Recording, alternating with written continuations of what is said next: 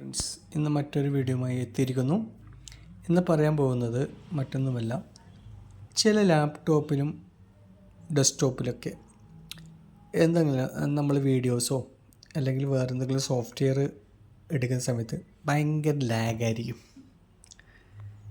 Lag ഉണ്ടാവും. Videos എല്ലാം ഒരു പ്ലേ ആകുന്ന സമയത്ത് ഒരു ലാഗ് പോലെ ഉണ്ടാവും.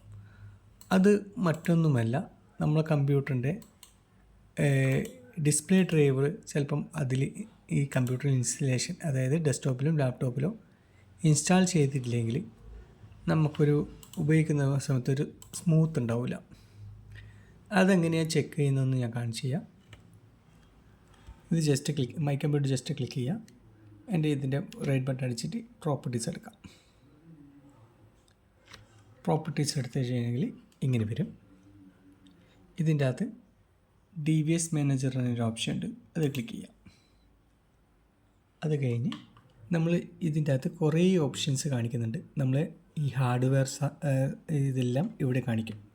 നമ്മളെ കമ്പ്യൂട്ടറിൻ്റെ ഹാർഡ്വെയർ ഓപ്ഷൻസ് എല്ലാം ഇതിൻ്റെ അകത്ത് കാണിക്കും. നമ്മളകത്ത് സൗണ്ട് ഉണ്ട്, പിന്നെ മൈ കമ്പ്യൂട്ടറിൻ്റെ ഉണ്ട്, ഇതിൽ ഡിസ്ക് ഉണ്ട്, നമ്മൾ എത്ര GB ഇൻസ്റ്റോൾ ചെയ്തിട്ടുള്ളത്. അപ്പോൾ നമ്മൾ നോക്കേണ്ടത് ഈ ഡിസ്പ്ലേ അഡാപ്റ്റർ എന്ന് ക്ലിക്ക് ചെയ്യാം. അപ്പോൾ ഇവിടെ മൈക്രോസോഫ്റ്റ് എന്ന് പറഞ്ഞൊരു ഓപ്ഷൻ ഉണ്ടെങ്കിൽ അപ്പം അതിൻ്റെ അകത്ത് ഡിസ്പ്ലേ ഡ്രൈവർ എടുത്തിട്ടില്ല.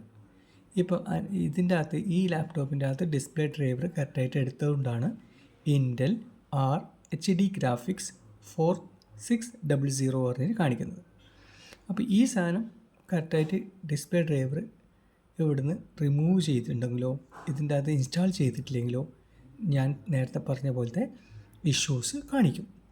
അപ്പോൾ അതൊന്ന് നിങ്ങൾക്കിങ്ങനെ അനുഭവപ്പെട്ടിട്ടുണ്ടെങ്കിൽ ഇതൊന്ന് ചെക്ക് ചെയ്ത് നോക്കൂ. Okay, bye. മറ്റൊരു വീഡിയോയുമായി നാളെ കാണാം.